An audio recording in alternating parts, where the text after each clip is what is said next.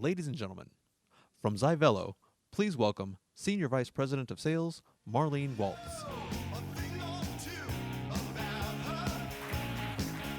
Hi, and good morning. I have that coveted spot in the speaking agenda between you and lunch. So please stick around with me for just 20 minutes. I think you're going to like what we have to talk about. So, kiosks. That's what I'm going to talk to you about today, as well as what's happening in the retail marketplace. And you might say, kiosks, well, gosh, they're old-fashioned. When IoT was M2M or telemetry, maybe that's when we were talking about kiosks. But I think what I'll show you before the 20 minutes is over is there's a lot of reasons for you to be excited about kiosks for your customers, because kiosks are doing a lot of great things for businesses out there. So let's talk a little bit about the demise of brick and mortar. I mean, it's well documented. We've been hearing about this for years. Many people blame Amazon. But you also hear about customers or businesses like Target and Walmart that are thriving, even in this environment. I'd like to expand your thinking of brick and mortar, not to just retail stores, but also think about banks, retail banks, bank branches. Think about hospitals. Think about hotels. Think about restaurants, especially QSR, quick service restaurants. Think about the changes that they're having to make to their brick and mortar in order to stay relevant. So there's a lot past just retail, although that's usually what we hear about and read about. But you know, people want to go to places. There's research that says people don't want to stay in their homes all the time. They don't want to stay where they are. They want to go out. They want to reach out. But what they want to do is they want to order themselves. They want to have some self-service. They want to have a different experience now when they go into these retail locations. Also, retailers, as you know, as well, and when I say retailers, I'm going to talk about hotels, again, hospitals, restaurants. They all have this issue with the minimum wage going up. They're wrestling with that. How are they going to fix that? Interestingly enough, businesses spend a tremendous amount, about $65 billion a year, on point-of-sale terminals. And think about this, point-of-sale terminals. If you think kiosks are old-fashioned, think about point-of-sale terminals. They're employee-facing only. The consumer has no interaction with them. They provide the employee with the information they need, perhaps to do their job. But other than that, they're a very expensive device for retailers, again, remember retailers, I'm using it broadly, to spend their money on. In addition, they're hard to train on. The management spends a lot of time on these point-of-sale terminals that are costing so much money. So what we want to propose is take some of that $65 billion and let's talk about making it self-service for consumers. Because let's face it, that's what consumers want.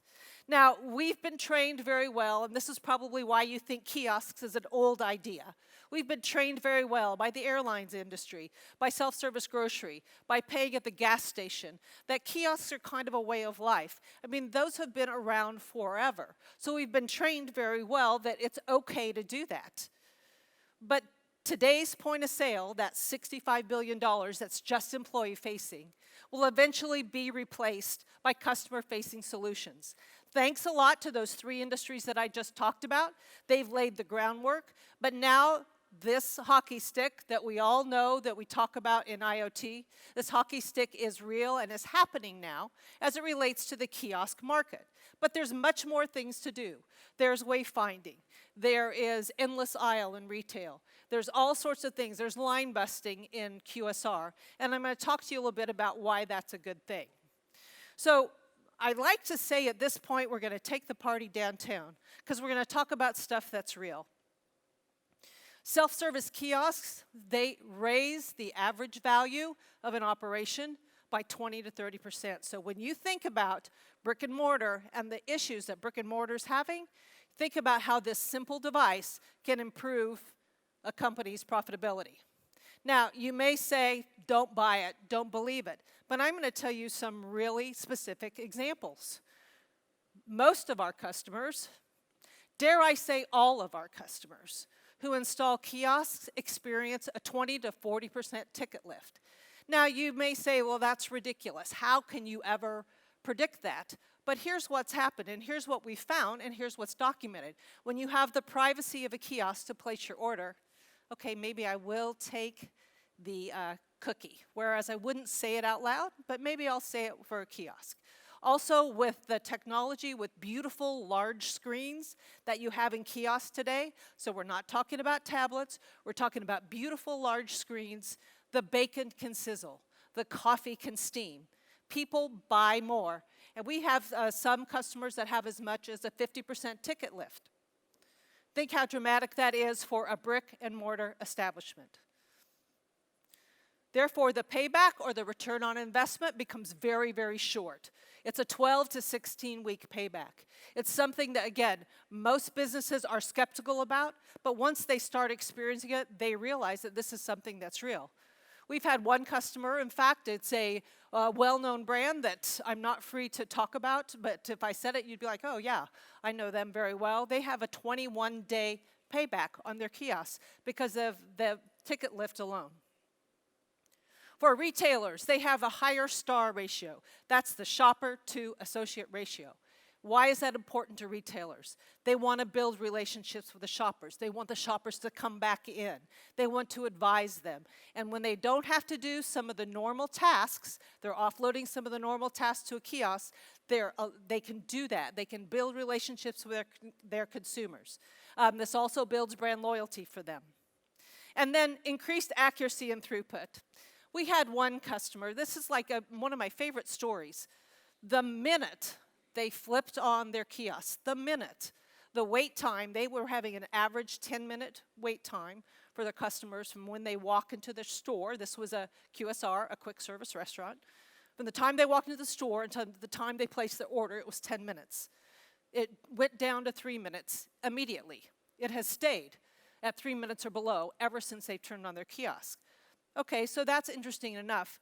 But now, as the project has moved on and it's been days and weeks and months, the revenue in the stores is going up.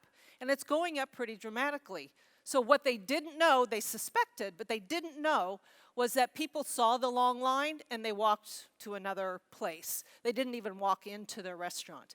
And now they have facts that when the line is shorter, they can do more business. All right, so let's talk about the store of the future. So this is a retail store of the future. By the way, the future can be tomorrow. This isn't the future a year from now, 2 years from now, 5 years from now. This is all technology that exists today and that is in use today. But here's an example of how you might have a self-aware environment in a brick-and-mortar store of the future, which again can be tomorrow. So for example, in the dressing rooms, we have smart mirrors that we've implemented for many of our customers. What a smart mirror does is I try on a red sweater. Kind of like it. It looks pretty good on me. I wonder what it'd look like in yellow. And by using the smart mirror, you can then see, well, this is what I look like in a yellow sweater, and this is what I look like in a blue sweater. Been a very successful implementation. Let's say I decide I want the sweater in yellow and blue, and I walk out, but they don't have it in the store. But in the middle section there, you see again, large screens where I could go and order. And I can order the sweater in yellow and blue. I can have it shipped to my house, or I can have it shipped to the store. They call that BOPUS. For those of you who don't know retailers, they call that BOPUS. Buy online and purchase in the store. And so I can go and order it right then and there. In addition, I can do self-checkout if I want, or I can also do other research on products in the store. So there's an idea of the store of the future. Let's talk about a hotel of the future. So in the hotel of the future, there might be large digital signs which would tell you what was going on in the hotel. You don't have to go somewhere and ask. You don't have to go and look, but it would be proactively showing on the digital signage. Here's what's going on in the hotel. There could be a walk-up concierge. Where's the fitness center? Where is the ballroom? And that walk-up concierge, and we call that wayfinding in the kiosk industry, that walk-up concierge can tell you that information. as well as the simple thing, which is self-check-in. A lot of people prefer self-check-in, some people don't, but this gives you the option, the hotel of the future. And then lastly, the venue of the future, or maybe the stadium of the future. So let's say you are going to football game. Football starts tonight, I guess. Yes, tonight. That's right, the Bears play. But let's say you go to a football game, and in the first game, the rookie wide receiver scores a touchdown. And so I'm going to predict, in fact, McCole Hardeman, look him up, in his first home game as a wide receiver, I'm going to predict that he is going to score a touchdown.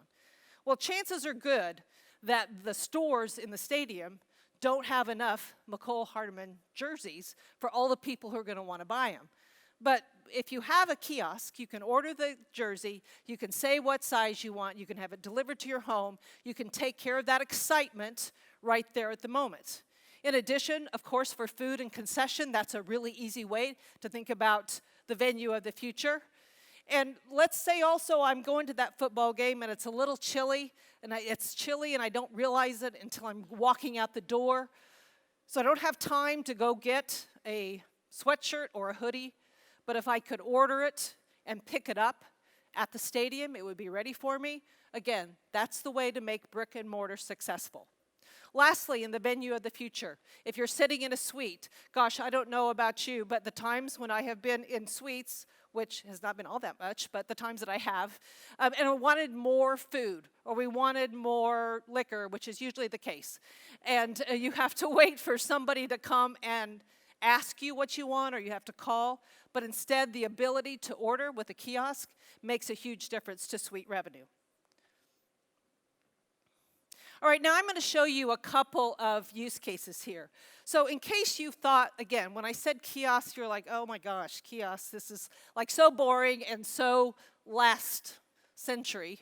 It really isn't. And I'm going to show you a couple use cases here that you might find exciting. So the first one is with Home Depot. And what Home Depot has decided to do is they wanted to use their kiosk on an end cap for lead generation. Okay, so remember, think about it. I want people to come into my store. I'm trying to fight that brick and mortar battle. And so I want to use this as lead generation. And I'm just going to walk you through what happens with this kiosk. So you walk up to it. There's a home. You decide, gosh, I'd like to look in the home, and I want to look at yard and landscape. It allows you to put your phone number in so they can contact you. But let's go to another example. Let's say I go to the bathroom. Well, go to the bathroom, that sounded really bad. Go into the bathroom, that's better. And I want to purchase a bathtub. I'm interested in that bathtub. I select it. Again, I can put in my phone number. And in the case of Home Depot, they either text you information, so you can get more information about it, or they'll have somebody consult with you in case there's something that's more technical that you need some help with. So there's a lot of functionality. You see here all of the places in the home that you can, in fact, research products. And again, this brings people into the store. It solves that brick and mortar problem for Home Depot. It's been a very successful implementation for them.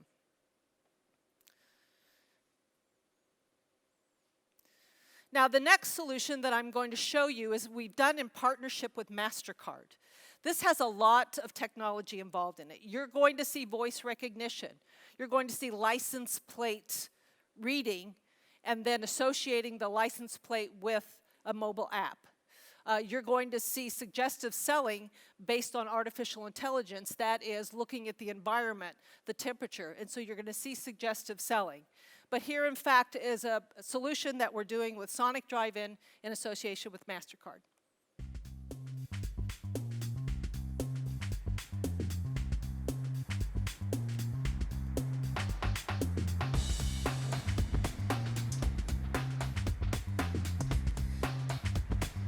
Okay, Sonic.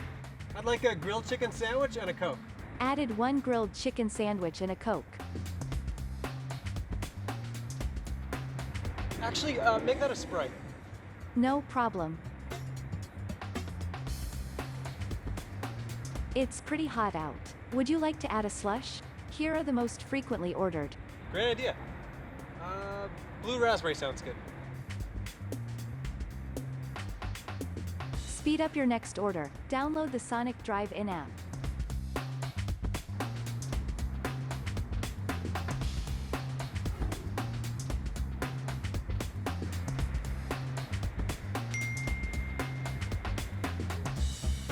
Hello, Casey. Would you like your usual order? Yes, please. Oh, and add tots. No problem. Would you like to pay with the MasterCard on your account ending in 3657? Yes.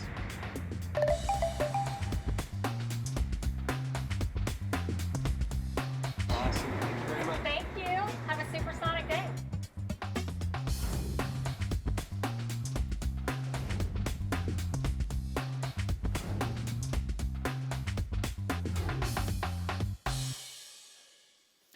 Okay, so that probably should have got you primed for lunch now, got you good and hungry for some nourishing and healthful food. But thank you so much for your attention, and I'll be happy to talk with anybody at the break.